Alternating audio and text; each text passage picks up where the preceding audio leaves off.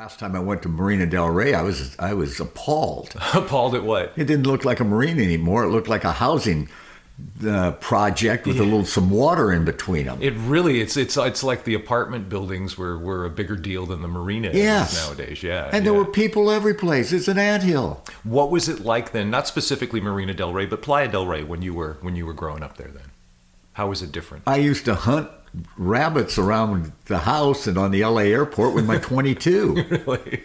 And down by Bologna Creek, down by where Marina del Rey is now. Mm-hmm. And so there was no Marina del Rey when you were there as a kid. I watched them build the breakwaters that you going into Marina del Rey. We caught 40-pound white sea bass off those rocks when I was 13, 14 years old. Oh, wow. Yeah, we go out and first we take a little snag, a little spinning rod with a bunch of hooks on it, triple hooks like a snag gang, and we'd snag a couple of sardines. There were a lot of sardines around. Mm-hmm. And you get one or two sardines, and then you put it on a regular full-size fishing rod with 20-pound test line, a regular, sport fishing rod. Right. And more often than not, within a couple of minutes, you'd have a white sea bass hooked up. Wow. I mean, it was a completely different place. Mm-hmm. Time's a trip. Its passage provides us with the framework of our lives. Its topography gives us vistas from which to survey not just our temporal surroundings, but ourselves. We learn not just where we are, but who we are through the passage of time. And sample size is important too. As more time passes, details grow fuzzy and shift in our memories, while other aspects become clearer, more distinct. You need that extra time to see these other things, these other colors, these currents and eddies that exist above, or is it beneath, the mere passing of time? See what I mean? Time's a trip, man. If, like Robert Brewer, you're in your 9th decade and you look back over all that time, it's easier to see the plot lines in the passing, the forces that have animated his remarkably adventurous life as a pot smuggler, a fisherman, a freebooter. In this episode, Bobby talks about growing up in Playa del Rey and how his childhood, and the very blood running in his veins, helped make him the one they couldn't catch. Tell me about the hunting. What did you hunt with? I hunted with a bow and arrow first, and then a bow and arrow, around there usually with my bow and arrow, but I also use my 22 now and then. Mm-hmm, mm-hmm. When did you get your first gun? I was 6. Wow. What was it? The 22. The 22, yeah. That's a starter gun for it, yeah. Well, yeah, but it was a little Winchester pump 22, and it was a classic gun. Uh-huh. And an older guy cheated me out of it when I was about 13 or 14. Really? Yeah. Why? How? He traded me this little semi-automatic he had, and it was semi-automatic and mine wasn't. Uh-huh. And oh boy, I want one of those. And I traded him away this classic, beautiful little rifle. Oh, wow. For a piece of crap. Oh, no. And he did it on purpose. Yeah. I mean, he took advantage of a 13-year-old boy. Wow. This was a grown guy? 28, 29. Oh, yeah, okay. That's not cool. No, it wasn't cool at all. So your parents, neither one of them were from Southern California. No, either, my right? father came from Kentucky, the mountains of eastern Kentucky, Perry County, a little place called Avonwam, which is about 6 miles from Hazard, which is the county seat of Perry County. Hazard, yeah, and that's famous. And my mother was born on the Laurel Brewer Reservation in South Dakota. My grandmother taught the Indian school there. My mother's born in Lyman, South Dakota. And she lived there till they were 9 years old. And they both hunted, right? Oh, yeah. My mother was a crack shot. Yeah, really? And her father, she got it from her father. I was raised with guns. Both of my parents were very good shots and were raised with guns. It was just part of your lifestyle. Yeah. In Playa del Rey, it wasn't for most people. Right. I had friends or there were kids in school. Their parents wouldn't let them come over and play with me because I had guns. Wow. Okay. But on the other hand, I was taught gun safety from the time I first touched it. Never point a gun at anything you don't intend to shoot. Right. Don't wave it around. Don't point it at something by mistake. Be cognizant of what you do with the gun. And I was also taught that check it every time. If you pick up a gun or someone hands it to you, make sure you know what condition it is. See if it's loaded or not. Understand what you're dealing with and make sure every time. So it was a very conscious thing, this gun that you're given. It's not just a thing, an item, a toy, something you're going to use. This is This is something I was raised with and taught how to use properly. Properly, right, Yeah. right. As like a way of life to Yes. use that thing Well, like that. yeah. So what did you enjoy about hunting? Because I know you've said in the past in the recordings we've made that you even dreamed about it as a kid, right? Oh yeah, I read every Field and Stream and Outdoor Life magazine that was printed for 8 or 10 years. Oh, there. wow. I can't really say why I liked it so much. It was part of my parents both hunted, and it's genetic or primal or something. You're out after the prey. I think people have been doing it for thousands, beginning of time. Yeah. And we were talking about earlier about sword fishing. Standing on the bow or up on the plank with that harpoon in your hand, you'd see what I'm talking about. It's just primal. Here comes that big fish through the water, and you got a spear in your hand. Is it the same with a buck? Is it the same with a rabbit? Pretty much all the same. Yeah. It's prey, Yeah. and you're after it. Right.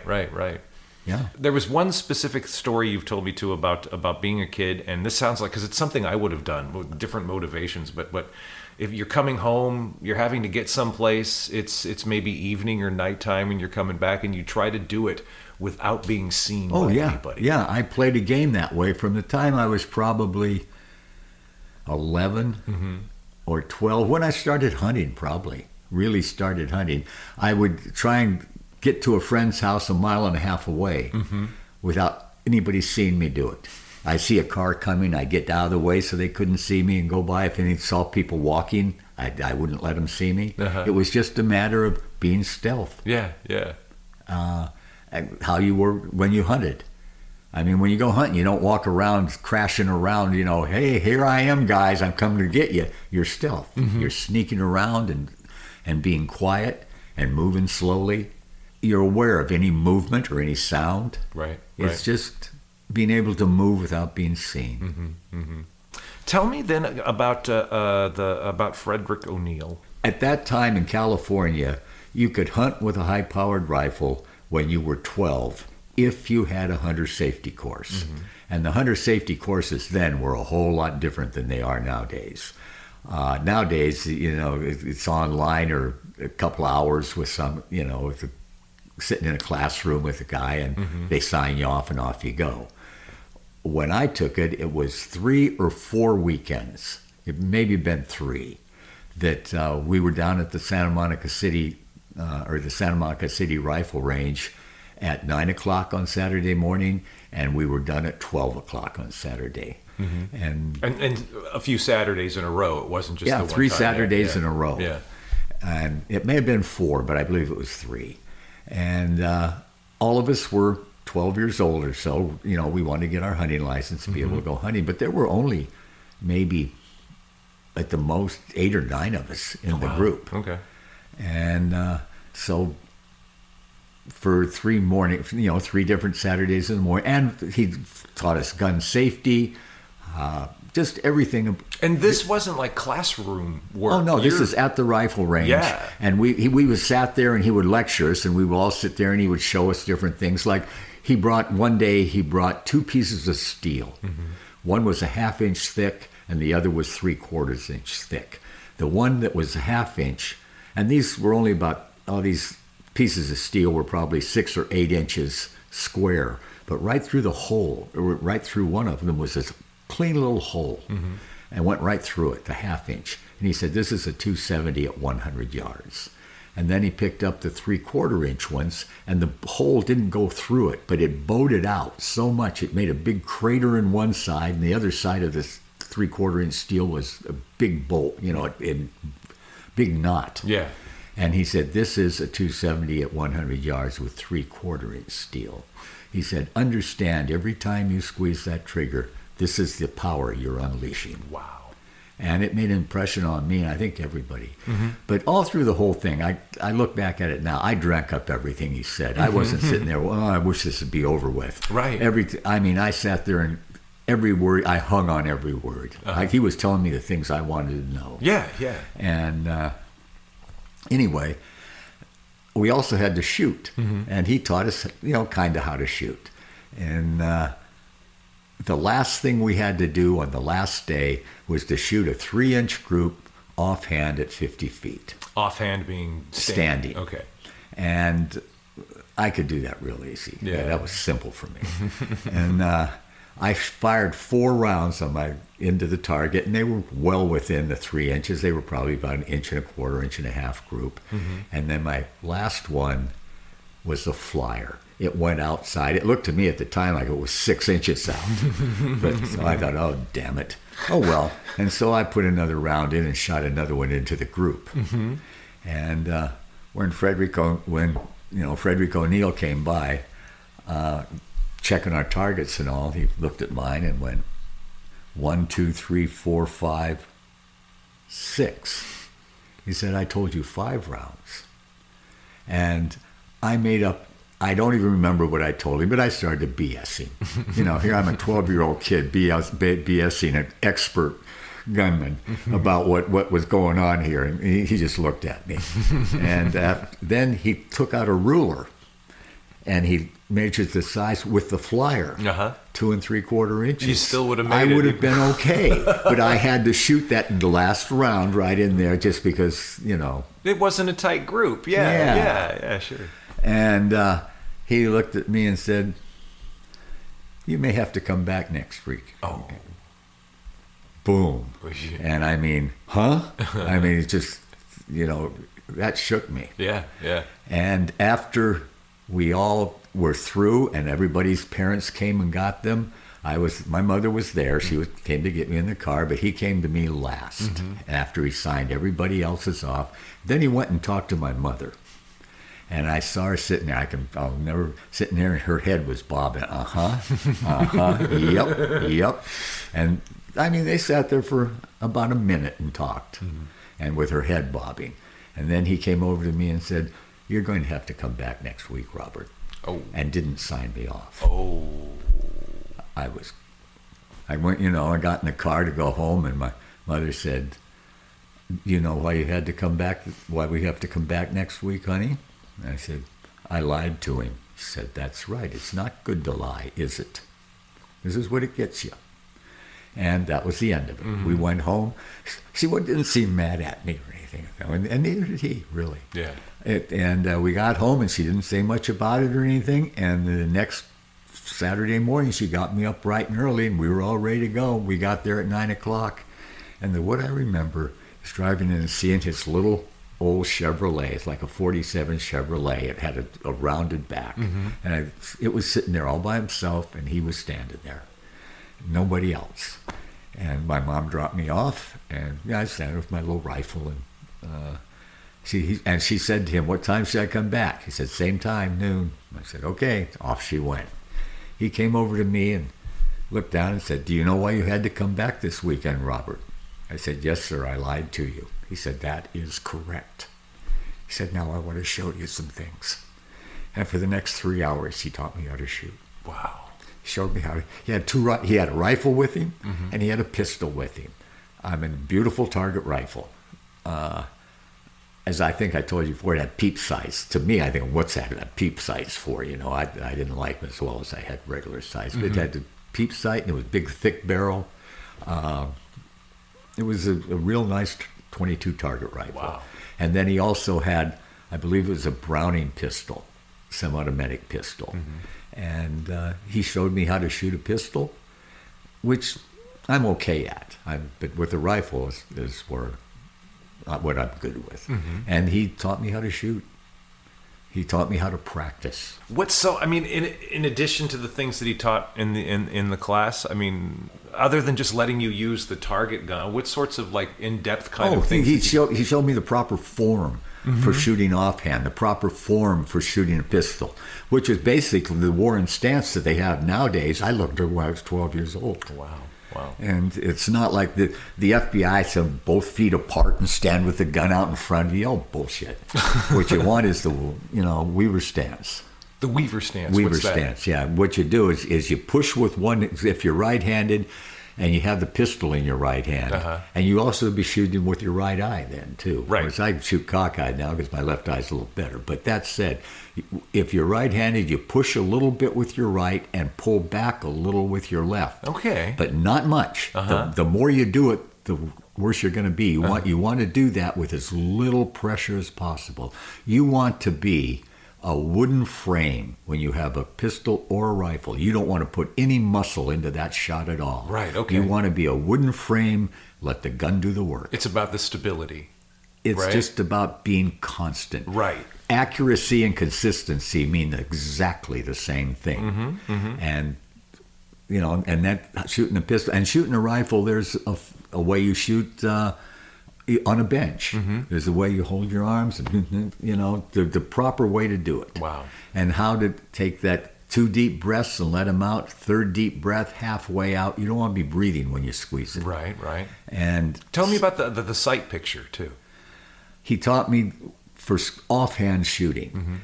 And I've never heard anybody else talk like this ever, but you don't want to be waving the gun around, standing there waving it around. You want to attain your sight picture, and it should go off at the same instant. Wow, okay. And it takes a lot of practice. And when you first start, you're not close at all. But when you're dry firing the gun, and I did it with my Winchester Model 88, you dry fire, click. But there's no recoil and no bang. There's nothing to wipe out your senses. It's just click. And you'll see what your sight picture is when it goes click. Okay, yeah. And at first, you're not going to be that close at all. Right. But after you do it 50 or 60,000 times, you can get pretty much every time. Just when you attain the sight picture, it goes click. And if you want to be good offhand. Now, I'm not saying that's the way you shoot targets at offhand at, long range and whatnot. Probably not. But for just practical shooting, being on target and being able to hit something offhand quickly, that's what you want to do. Wow, that's interesting. That kind of the precision motions and control. As you attain the sight picture, on target, click. Yeah. But what you've described, what he's taught you, are the physical parts of that. But then also that sight picture is the mental part of it. It's your brain going. It's everything together. Yeah, exactly. It's everything together, and it's all in rhythm. Right. Boom. Wow. So why, when you talk about what Frederick O'Neill taught you that day, and you've done this with other things we'll come across when we encounter these stories, they choke you up. Yeah. They mean something to you, even here 70 years later, right? Yeah. Why? What does it mean to you? He didn't have to do any of this. I think he saw a kid that was drinking up everything he said and had talent shooting. And I was a kid. I was a little boy, and I lied to him. But come on. All little boys lie, And yeah, but still, he came back. That's his Saturday morning, and yes. There's nobody else. It's just nobody you. else there. Yeah. And he came and he taught me how to shoot. Wow. What can you say? Yeah. Did you ever see him again? Nope. Yeah, that was it, huh? I'll remember till the day I die. Wow. So about now, you got the hunting rifle, 12, right? 12 years old. And about that time, you got Nancy coming and living with you guys, right? Nancy came to live with us when I was 9. 9, okay. And she left when I was 13. Okay. Tell me about Nancy. Nancy was the daughter of Admiral Chester Nimitz, Nancy Nimitz. And she worked for Rand Corporation. And I knew that she was an expert on Russian economics. And until just recently, I didn't know that she did papers on the food supply and whatnot. Right. Yeah. It was never really discussed with me then. I didn't know what a wheel Nancy was until I called her when I was older talk to her one day, and I had to go through 3 secretaries to get to her.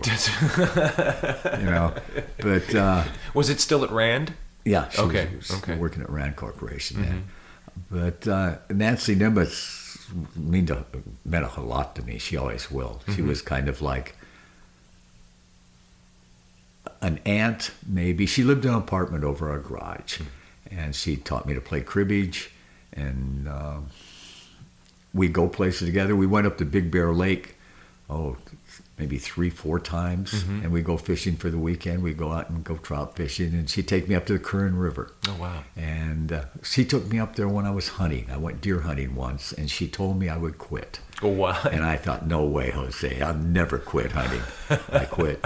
What'd she say to you? 1996, I shot a bear in the wilderness area up here, just on the edge of the Siskiyou wilderness area. And after I did it, I thought, what the hell do I have to do that for? He looks like the dog. Oh, wow. And I haven't shot an animal since. What did Nancy say to you? She just told me I would quit hunting one day. But she never told me not. She didn't go. She won't go hiking and whatnot. And I'd go hunting and meet back a little later. I'd make sure you wear red. Yeah. She knew. But Nancy Nimitz meant a great deal to me, and I guess I was kind of her little guy there for a while. And her father treated me very, very nicely. So yeah, so we'll finish that. I want to come back. I want to explore that with the Admiral too. But when you came home, I'm sorry. I came home one day on a Saturday morning after spending the night at a friend's of mine's house on Friday night, I'm sure. And there were police cars in front of my house. And I mean, there was only just our house and maybe a couple of others in the whole area. Yeah, and here were these 2 police cars out in front of my house. And I wondered, what's going on? My mother said, a guy came in and robbed Nancy at knife point last night. Damn. And I thought, whoa. And I went zipping upstairs up to her apartment, and she was there. And I said, what happened? And she basically told me, and what she was really mad about is she couldn't get to the pistol. Her father had gotten her to shoot the guy. And I said, Nancy, if I'd been here, I'd have shot him with my .308. And she looked at me and said, yes, Bobby, I believe you would have. Oh, wow. And I would have. But I know she told her dad I said that because he was always so nice to me. That's nuts. That's crazy. You know. Did you play cribbage with the Admiral? Oh, yeah. He tuned up my cribbage game, and we'd go for walks. They were just starting to build Marina del Rey then. And we would go walk up on the edge of the hill looking over it. And I don't remember a lot about it, but I always remembered how kind and nice he was to me. Because I'm sure. I mean, come on, 12-year-old kid stands. Oh, I shot him with my .308. You're gonna befriend that guy. Yeah. That's because just recently I read in a book about the war in the South Pacific that he was a famous cribbage player. And he was. Wow, that's nuts. And he was also the best pistol shot you could ever imagine. Really? Oh yeah, he had a pistol range put at the back of his office, off to the side, and on his time he'd take off, he'd go. That's how he'd relax. He'd go back there and shoot his pistol. Wow. Oh, and the Admiral was a crack shot with a pistol. Huh. Yeah. So how long did Nancy live with you guys? 4 years. 4 years. Okay. Yeah. Okay. Yeah. She left when I was 13, I believe. Into my 13th year, and she came when I was 9. Wow. Okay. And you stayed in touch with the sort of. Oh, she was always. Yeah. She almost. We looked at her as kind of part of our family. Right. To my sisters, she was part of the group. Did she? When I was on my way to see Betsy, the older of my 2 younger sister, has gone to see Nancy, and she called me and said, "Bob, you need to go see Nancy." When was this? About 1993, in there. Okay. And I was on my way to see her. I think it was just after flip cell phones came out. Oh, okay. Because I think I had one. And the phone rang, and I was on my way to see Nancy. And it was my sister Betsy. She said, what are you doing? I said, I'm on my way to see Nancy. She said, you're too late, Bobby. She died yesterday. Oh, wow. Wow. And I didn't get to see her before she died, and it still bothers me. Did she ever find out about the smuggling? Yes. How do you know that? The youngest of my 2 sisters ratted me off, I think. Really? Yeah, she didn't like it. Last couple of times I saw her, she wasn't real pleased with me. Really? That was, not something, not an activity. Yeah. Oh, wow. Yeah. Does that make you feel bad at all? A little. Yeah. It's somebody you looked up to like that. Oh, yeah. I mean, I'd have killed for her. Yeah. So earlier I asked if your parents had worried about you at all, because you've treated me to a number of stories that are perfect, like little boy stories or older boy stories, but it's about risky behavior that you commonly took part in. Shooting, who was it you were shooting the cigarette pack out of each other's hands? That was my friend Jim Pearson. How old were you? We were 13 or 14 then. Yeah. Tell me, how far apart are you when you're doing this? How far away is it? And how are you holding I'm just curious. That's 10 feet. Wow, okay. Oh, come on, but 10 feet, I mean, I could put something like that. You could, but you trusted Jim to do that too? Yeah, he was a pretty good shot. I mean, that's not hard to do. I mean, it's pretty stupid, and gee, what could possibly go wrong? But yeah, it's not hard. And I look at it now, yeah, it's pretty stupid. But at the time, I mean, I didn't even think it was a trust thing more than anything. I trust you to hit, and you trust me to. That's more what it was than the danger stuff. Right. And what could you get? Nick your hand a little, hurt your hand. Yeah, you could lose a finger. Yeah, you could. But 22, yeah, you could. Yeah, but okay. And we didn't do it a lot. Yeah. We did it once. One time, right. Yeah.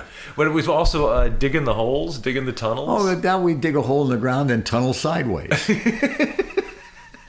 Until when? For how long? Probably further than we should have. Right. We'd go 6 feet, 7 feet sideways, digging a hole and then crawling in behind it. And we understood it wasn't probably the smartest thing to do. Right. You know, I can remember we did it at least twice. Mm-hmm. And I can't remember who I did it with. It could have been Ronnie Gilman, or it could have been Mike Miller from across, you know, I don't know. Mm-hmm. But I remember digging those holes. I've lived in the country too, and I know there's a lot of opportunity to just go outside and do things like that. Yeah, and the ground was pretty easy to dig in. Right. It's pretty sandy, right? It's going to collapse pretty easily too. I have to say this: my parents found out what we were doing. They put a stop to it real quick. Yeah. So I know you've said that despite these behaviors, that your parents didn't worry abnormally about you, but you've talked about the times that your father wanted structure. Yes. What he wanted me to do was have ambition, to do something. It's something that would lead to a future for me. He tried to get me interested in electronics, learn Ohm's. He had an electrician come and give me classes in Ohm's law. And, wow. And, oh, yeah, he had a guy come out, and I wasn't interested in it at all. I couldn't have cared less about electricity and Ohm's law, and this is positive and negative and all that. I just didn't care about it. It didn't work. He tried to get me interested in making money. I've never been interested in making money. I mean, money to me is a way of being free. It's not an end in itself. Yeah. It isn't an end in itself. That's exactly right. Why do you think he was so concerned about structure for you? I never even thought about it as a child. Sure. As an adult, and you brought a few things out with us doing this, and I never even looked at it from that way, but you're right. They were worried about me growing up to be that kid out of the mountains of Kentucky that ended up in a dead-end life. And I didn't realize that. They were always your grades haven't been up to snuff. We're going to have to send you to the prep school at Brainbridge before you start the Naval Academy. Stuff like that when I was in high school. And I didn't want to go to the Naval Academy. I didn't want to be a naval officer. I didn't know what I wanted to be, but it wasn't any of those things. Right. So his longing, his desire to have structure for you and a purpose and a plan, how does that relate to his experience as a young man? He came up and he was raised in Avonwam, Kentucky, and he never talked about his childhood. I think he was embarrassed about it.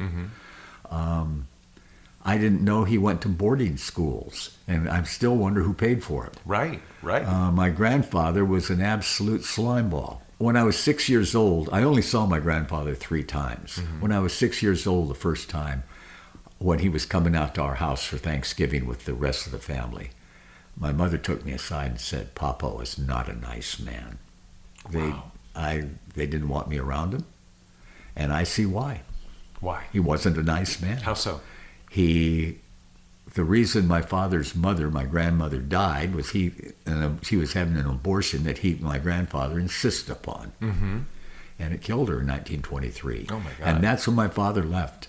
And as soon as that happened, he was 16. He packed his bags and hoboed to California. Wow. Just got out. Yeah, he left with $11 in his pocket and got to California, to L.A. with 9 of it. That's pretty resourceful. Yeah. Wow. And by the time he was 23 years old, I saw the 1930 census.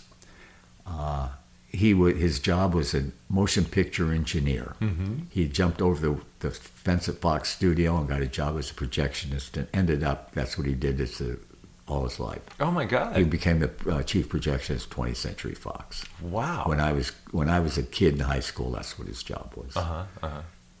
Damn! And you've talked about how difficult that is too. We'll get into that because you end up sort of getting it, but he pulled kind of a this is I guess we've mentioned it before in the previous episode. He pulled kind of a Terry Lurcher then, huh? Yep. Just kind of walked in and got into this thing at the right time. Well, he got into it when he was just starting. Yeah. And my father. Oh yeah, I guess in the 20s, right? Yeah, exactly. It's a my new father. field. Now he told me this, and I don't know if it's true or not. But he told me this when I was a teenager. He was a writer too. Mm-hmm. He wrote a play, Alexander's Ragtime Band. They made a movie out of it, but he got screwed out of it. Really? They used took basically his idea and made a movie. He told me that. God! Oh no! Yeah, and I think he did some acting when he was in boarding schools, and the girl said he looked like Rudolph Valentino. Oh no! Okay. And so I think he had aspirations of coming out to Hollywood and being an actor. And he jumped over the studio, ended up a projectionist. And but he made good money. During the Depression, my father was making $100 a week. That is amazing. Yes. That's amazing. Yes. And he met and courted your mom during the Depression, too. And he's got his own boat. He had a 27-foot Harrishoff S boat. He met her buying a brand new Ford convertible. Oh, wow. He went to the bank. She worked for the president of Security First National Bank in Westwood Village, right by UCLA. He went into that bank, which is fairly close to the studios and everything out there. He went into that bank to get a loan for I think it was a 36 Ford convertible. He saw my mother, and they started going out. Oh, wow. And I mean, here she is. She was from South Dakota. Mm-hmm. She left when she was 17 and came out here. Oh, wow. And why'd she leave? I was told she left because she didn't want to get in the way of her older sister and her older sister's boyfriend. Bud was her older sister's boyfriend, but I think he was looking at my mother a whole lot differently. Oh, wow. That's what I was told. And really, she just, okay. And I think my mother's youngest sister told me that years later when I was an adult. So, but other than the specific things that happened in your father's life with his father and mother and the death of his mother and him coming out here, all of that, it's also kind of the milieu there where he was from. I know that he had left from Hamilton, Ohio, which is just a little distance, but not far from. It's still in the mountains. Right. It's still Appalachia. So, but that whole like feud in Kentucky thing, that latter half of the 19th century into the beginning of the 20th century, that was also, I mean, his family, his mother's family, all very much a part of all of those. Absolutely. My grandmother's older brother was Bad Mose Feltner. Mm-hmm. My middle name is Feltner. I'm Robert Feltner Brewer, and my father named me after his mother and his mother's family. Right. I think he had a lot more. He liked them a lot more than his father and his father's family. Yeah. But Bad Mose Feltner was one of the top gunmen at the feuds of Eastern Kentucky. Mm-hmm. Every household in the mountains of Eastern Kentucky and around 1900, first part of the 20th century, the end of the last century, knew exactly who Mose Feltner was. Yeah. He was one of the. In fact, in the book Bloody Breath, he is the one they use. They use his name as someone who had a compunction for pulling triggers. Wow. Mose Feltner. Yeah. And I'm going to look further into it, but. My father told me about the day he was killed in 1916. He was shot in the back by a deputy U.S. Marshal by the name of George Sizemore, right in front of the courthouse. in Hazard, Kentucky. He was arresting Mose for moonshining in Leslie County. Well, moonshining you don't shoot somebody in the back 3 times for. But I think that Deputy Marshal was so afraid of Mose Steltner that he was afraid that if he didn't, Mose would shoot him sometime. Right.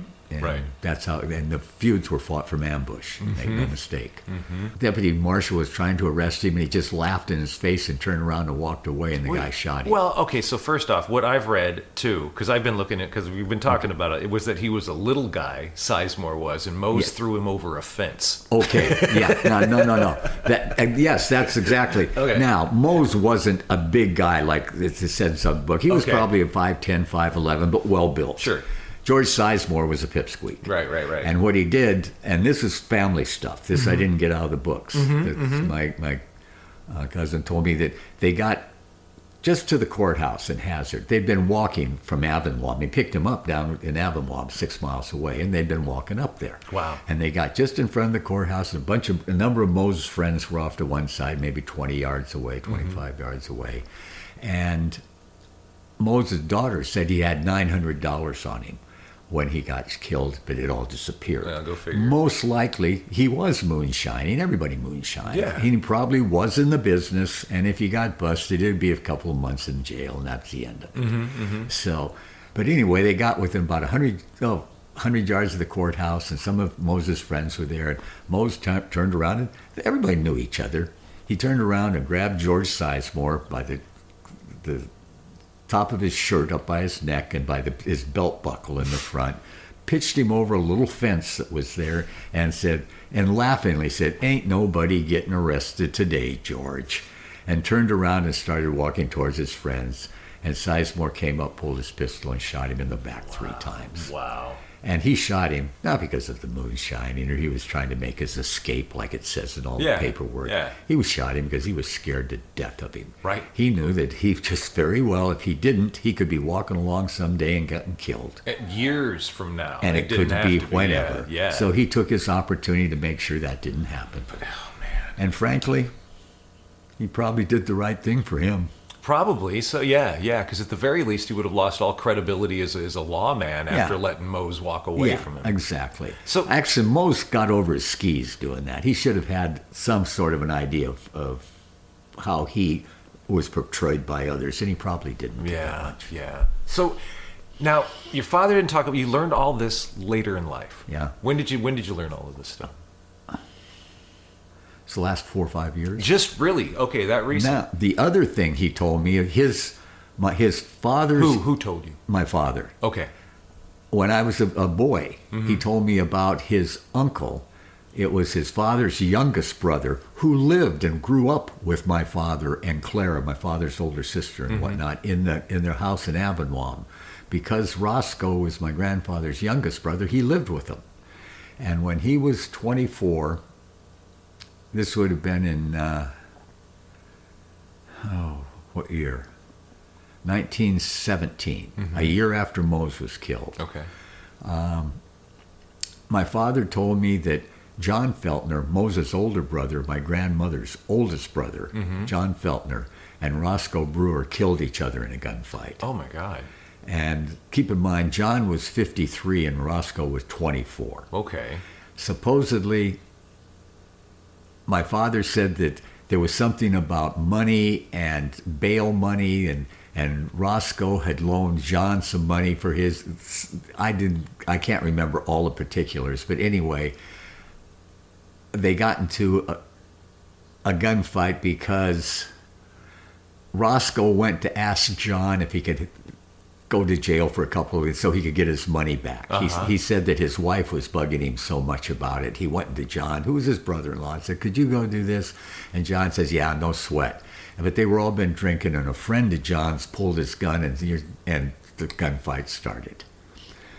And everything went sideways. And supposedly, Roscoe came running home, and when he got there, he said, "I shot John Feltner through the middle and saw him fall." He said, "Lord have mercy on me." And then he collapsed because he had had the bullet had driven the button on his front of his shirt all the way through, and the only thing coming out his back was a tiny piece of the button. Oh my God. And Clara and his wife helped him up and took Roscoe in and put him in his bed, and he died 2 hours later. So they killed each other. Well, then I find out that's not, and then I talked to Clara. My father told me this when I was probably 12, 13, 14 years old. Okay.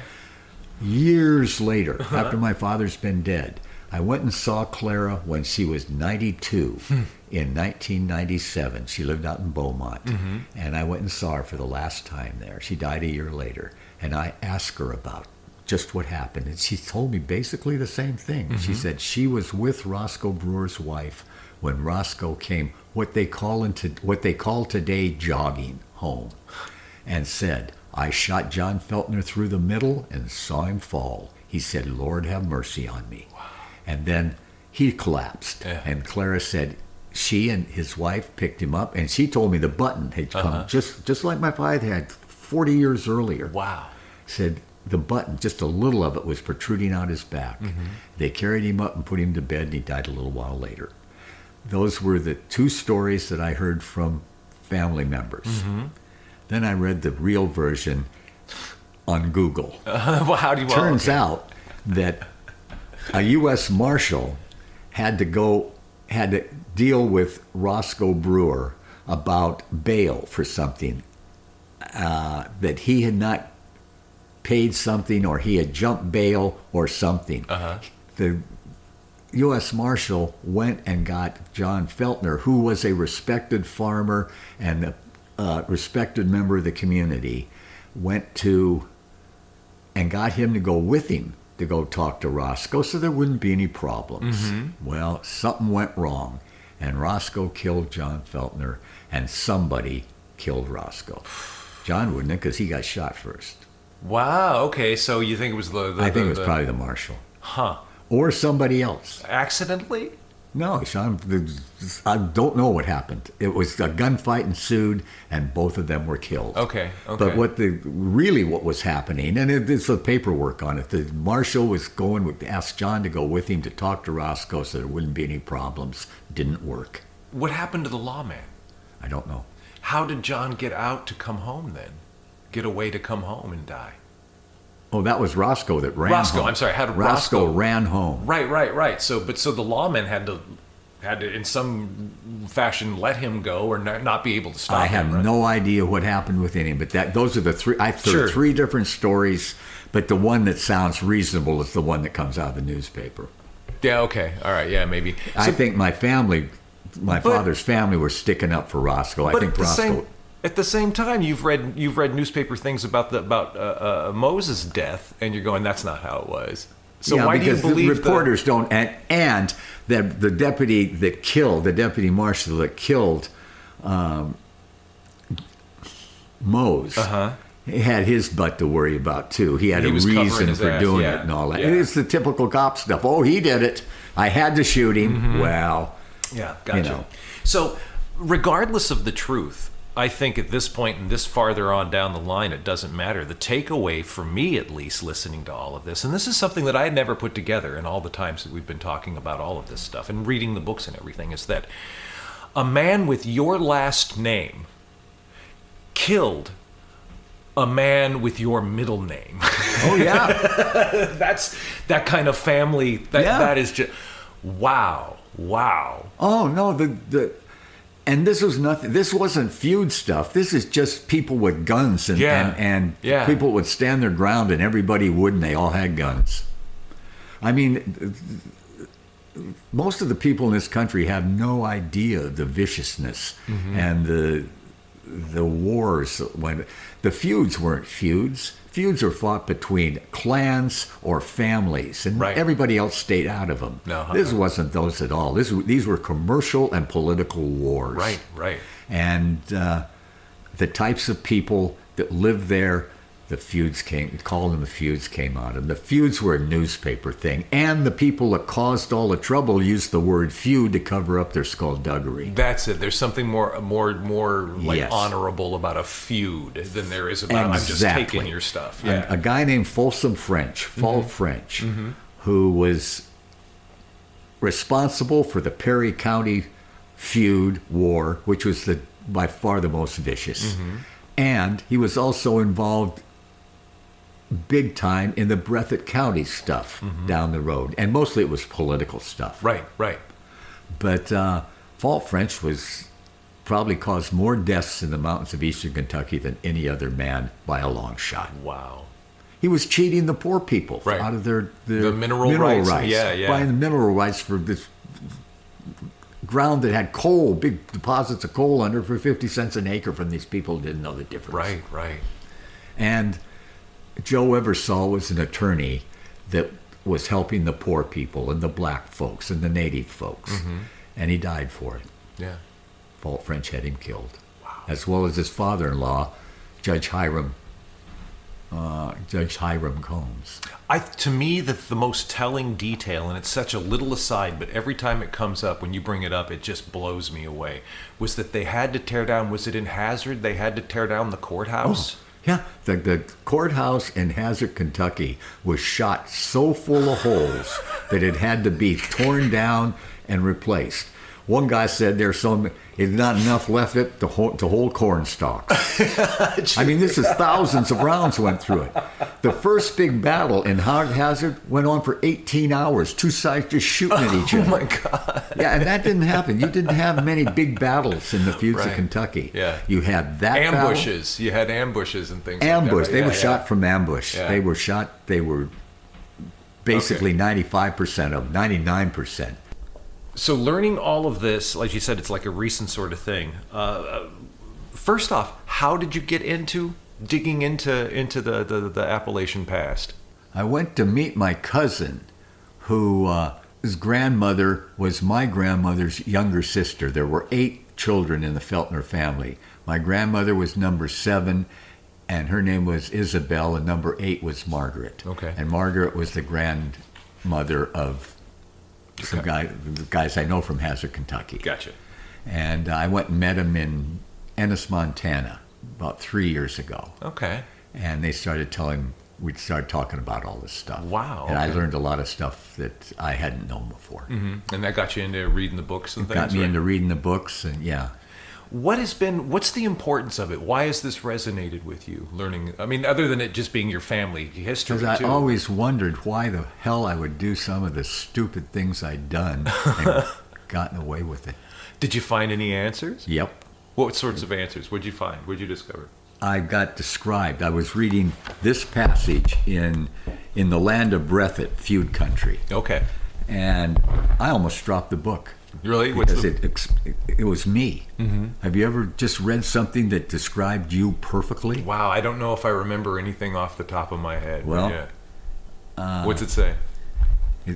I wrote this passage, the passage I'm about to read. I swear I almost dropped the book. Okay. The mountaineer does not always seek justice immediately, but will wait for years for the opportune moment. He follows the old Hebrew dictate, an eye for an eye and a tooth for a tooth. Just as he is a good lover, a character who never forgets his benefactor. As W.R. Thomas has called him in Life Among the Hills and Mountains of Kentucky, pages 88 and 89, he is also a fierce hater.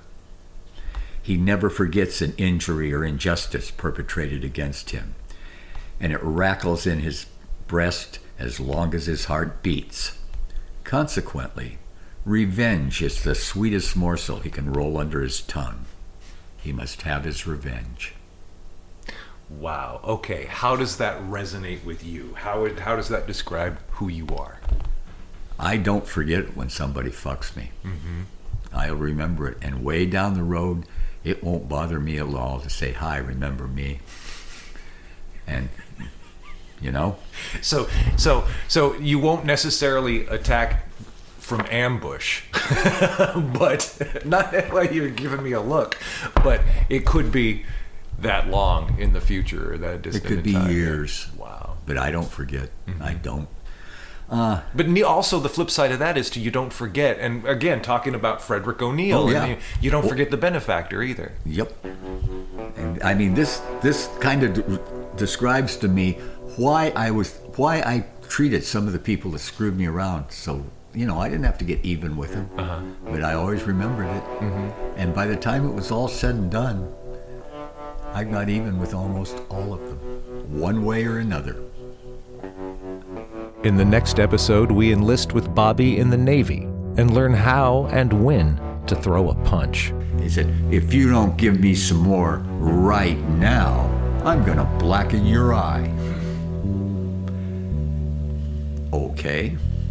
So I put the spoon down. I walked out around behind the serving table. I remember taking my apron off and tossing it on a chair or something right there. And I walked up about 5 feet from him and took a fighting stance and said, okay, Stamey, blacken it. That's next time on The One They Couldn't Catch. I'm Paul Kritz.